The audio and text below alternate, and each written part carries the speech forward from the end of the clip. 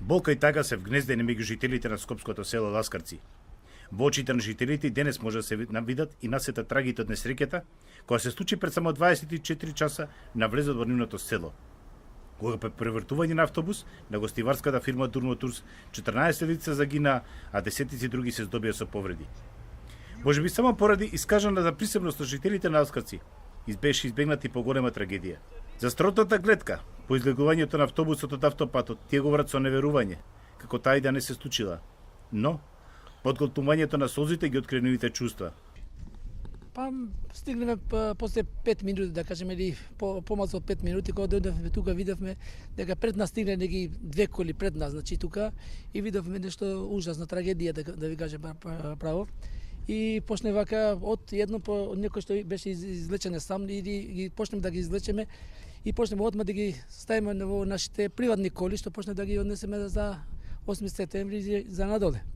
Меѓу оние кои први притрчале на помош на повредените и Дритон Зибери.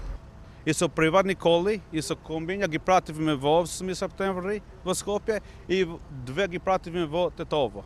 Бидејќи имаше многу повредени, а во меѓувреме тие што беа веќе загинати, тие ги вадивме, ги ставивме тука, на овој чош тука кај зидот, беа околу 7.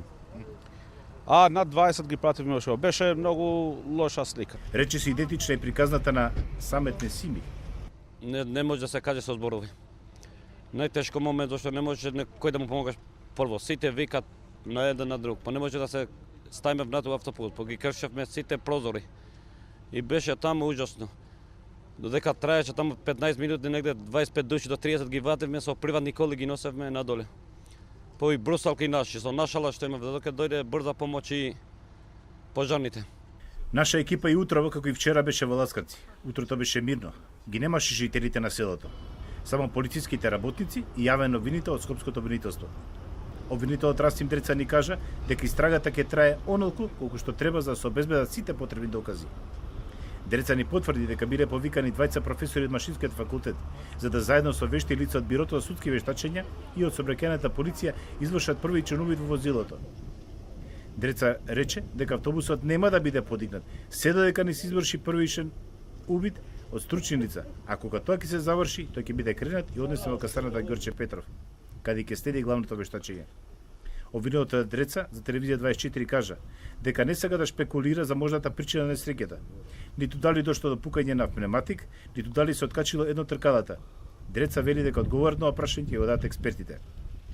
Обвинителот само потврди дека возачот на автобусот е контактибилен и дека тој со него се видел уште во текот на вчерашниот ден, но дека тој само кратко му кажал дека не може да се присети што точно се случило во критичниот момент, односно како дошло до превртување на автобусот.